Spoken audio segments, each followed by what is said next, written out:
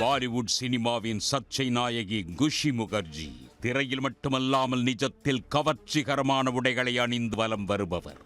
இவர் எந்த நிகழ்ச்சிக்கு வந்தாலும் உடை அணிந்திருக்கிறாரா என்ற சந்தேகம் ஏற்படுவது உறுதி. கவர்ச்சி உடைகள் குறித்து கடுமையான விமர்சனங்களுக்கு ஆளானாலும் என் சுதந்திரத்தில் யாரும் தலையிடுவது எனக்கு பிடிக்காது, எதற்கும் அடங்காதவள் நான், எனவே விமர்சிப்போர் பற்றி எனக்கு கவலை இல்லை என்று கூலாக நெட்டிசன்களை டில் செய்து வந்திருக்கிறார். 28 வயது குஷி முகர்ஜி 2013ஆம் ஆண்டு தமிழில் வெளியான அஞ்சல் துறை என்ற திரைப்படம் மூலம் தனது நடிப்பு வாழ்க்கையை தொடங்கினார்.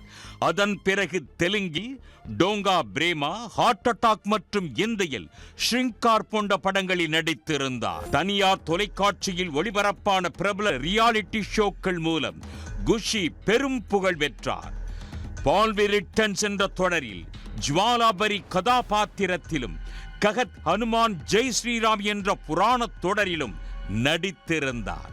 சமீபத்தில் முனாவர் ஃபரூக்கி தொகுத்து வழங்கிய ரியாலிட்டி ஷோவிலும் அவர் பங்கேற்றிருந்தார். மும்பையில் வசித்து வந்த குஷி முகர்ஜி தனது வீட்டில் பணியாற்றிய பணியாளர் ஒருவர் 25 லட்சம் மதிப்புள்ள நகைகளை திருடிச் சென்று விட்டதாக குற்றம் சாட்டியுள்ளார்.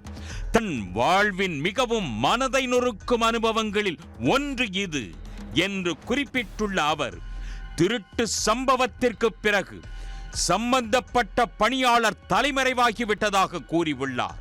முன்னதாக சென்னையில் ஐஸ்வர்யா ரஜினிகாந்த் வீட்டிலும் இதே போன்ற ஒரு சம்பவம் நடைபெற்று பெரும் பரபரப்பை ஏற்படுத்தியது குறிப்பிடத்தக்கது. விலைமதிப்பற்ற நகைகள் திருடப்பட்டது ஒருபுறம் இருந்தாலும் ஒருவருக்கு ஏற்படும் நம்பிக்கை இழப்புதான் தன்னை அதிகம் பாதிப்பதாக குஷி கூறியுள்ளார்.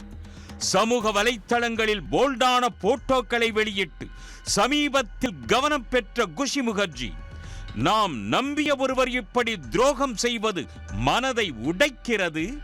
நகைகளை விட பாதுகாப்பு மற்றும் நம்பிக்கை உணர்வுதான் என்னிடமிருந்து பறிக்கப்பட்டுள்ளது என்று வேதனையுடன் கூறியுள்ளார்.